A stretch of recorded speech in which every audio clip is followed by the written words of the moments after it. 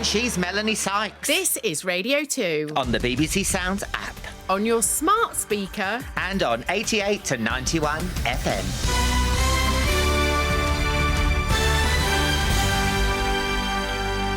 BBC News at midday. This is James Kelly.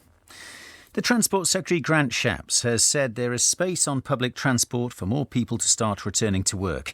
Yesterday, the Prime Minister said he was aiming for there to be a significant return to normality before Christmas. However, one of the government's scientific advisers has warned that this is a long way off.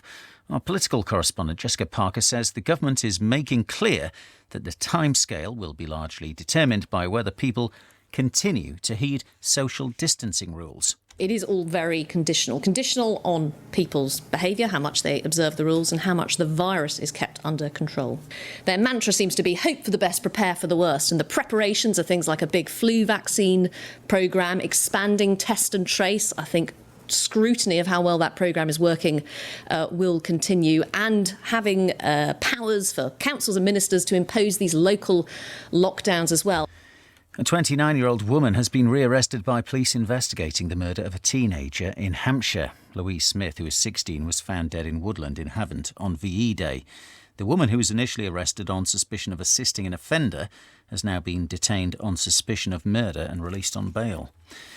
The government's announced that holidaymakers who accept refund credit notes for cancelled package holidays will get their money back if the travel firm later collapses. Many holidays have had to be cancelled because of changing travel advice due to the coronavirus pandemic.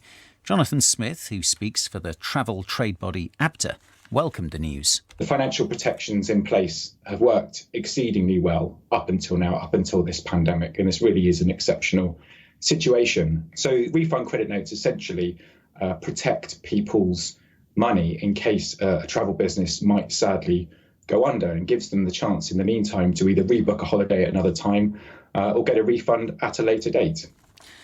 The UN Secretary-General, Antonio Guterres, has strongly criticised the world's biggest powers for failing to work together to tackle the coronavirus crisis.